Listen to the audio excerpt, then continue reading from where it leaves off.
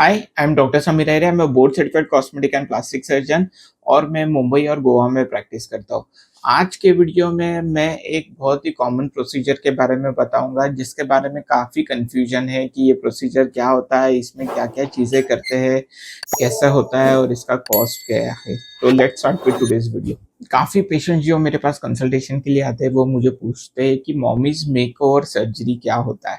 तो मेरा उनके लिए एक सिंपल आंसर रहता है, मॉमीज़ मेकओवर सर्जरी एक सिंगल ऑपरेशन है जिसमें हम मल्टीपल प्रोसीजर्स करते हैं। फॉर एग्ज़ाम्पल किसी को टमी का इश्यू है तो हम उनके लिए एक्सेस स्किन है तो हम उनके लिए टमी टक करते हैं। अगर उनको एक्सेस फैट है तो हम लिपोसक्शन करते हैं। कोई पेशेंट का अगर सपोज़ ब्रेस्ट सैगी है तो हम ब्रेस्ट टाइटनिंग करेंगे, ब्रेस्ट लिफ्टिंग करेंगे। किसी का अगर ब्रेस्ट का साइज़ कम है तो हम इम्प्लांट या ऑगमेंटेशन करेंगे।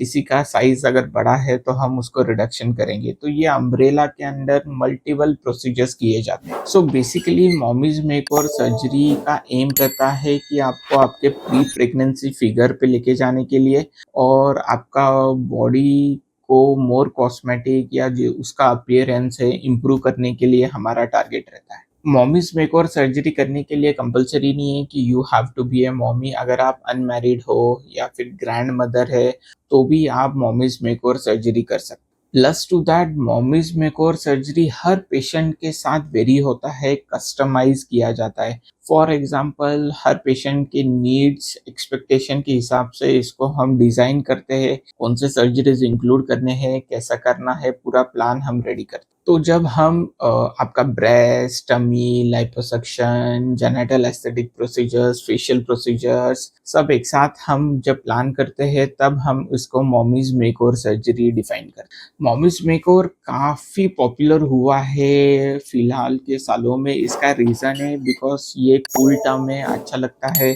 सुनने के लिए। लेकिन इसका मेन रीज़न ये है कि बिकॉज़ ऑफ एडवांस टेक्नोलॉजी हम काफ़ी प्रोसीजर्स एक साथ कर सकते हैं। फॉर एग्ज़ाम्पल हम multiple procedures without taking any extra added risk और सेफली हम कर सकते हैं। सो मॉमीज़ मेकओवर सर्जरी का एडवांटेज क्या है? अगर आप हेल्दी है तो हम एक तो मल्टीपल प्रोसीजर्स कर रहे हैं, दैट मीन्स सिंगल रिकवरी में आपके मल्टीपल प्रोसीजर्स हो रहे हैं। सेकंड थिंग, आपका कॉस्ट भी कम रहता है या आपके थोड़ा डेफिनेटली कॉस्ट बच जाता है। इसका सिंपल रीज़न है, अगर हम ब्रेस्ट, टमी डिफरेंटली करेंगे तो एवरी टाइम आप anaesthetics, medicines, dressings, pressure garments, admission के लिए पे करोगे। लेकिन जब हम मॉमीज़ मेकओवर करते हैं तो ये सारी सर्जरीज़ हम एक साथ करते हैं, तो आपका एक ही टाइम पे आपको पे करना पड़ता है, आपको डिफरेंट कॉस्ट नहीं बेयर करना पड़ता। सो काफ़ी पेशेंट्स के लिए मॉमीज़ मेकओवर काफ़ी कन्वीनिएंट प्रोसीजर रहता है एंड कॉस्ट इफेक्टिव भी रहता है। अगर आप मॉमीज़ मेकओवर सर्जरी करवाना चाहते हो तो आपको एक चीज़ ध्यान में रखनी है कि आपको ऐसे सर्जन को चूज़ करना है जो मल्टीपल प्रोसीजर्स कर सकते हैं। जैसे हम कहते हैं कि कोई भी सर्जन एक प्रोसीजर में स्पेशलाइज़्ड रहता है। आपको ऐसा सर्जन ढूँढना है जो आपका ब्रेस्ट का भी करे, आपका टमी का भी करे, लिपोसक्शन भी करे, सारी चीज़ें करे। तो इसमें एक डिफ़िकल्टी रहता है कि वो सर्जन सारे प्रोसीजर्स बेस्ट कर सकता है कि नहीं।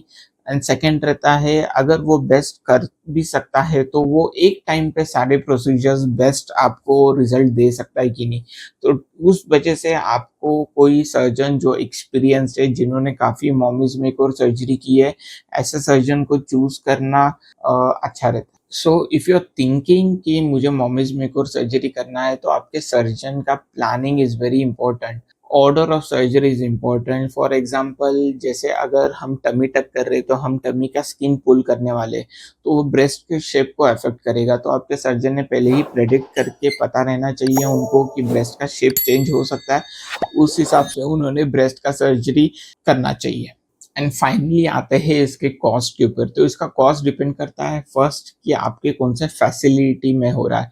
अगर आपका कॉर्पोरेट हॉस्पिटल है, नर्सिंग होम में, रजिस्टर्ड नर्सिंग होम है, रजिस्टर्ड क्लिनिक है जहाँ पे आपका प्रोसीजर हो रहा है। सेकंड रहता है आपका जो स्टाफ आपको हैंडल करने वाला है, वेदर दे आर ट्रेन्ड, उनका एक्सपीरियंस कितना है, वो रिकवरी में आपको बराबर तरीके से मॉनिटर करेंगे कि नहीं। एंड फाइनली उसका रिकवरी जो रहता है, अगर आपके स्मॉल स्मॉल प्रोसीजर्स हुए तो आपका रिकवरी शॉर्ट रहेगा, लेकिन अगर आपके मल्टीपल प्रोसीजर्स हुए रहेंगे तो आपका रिकवरी भी लॉन्ग रहने वाला है।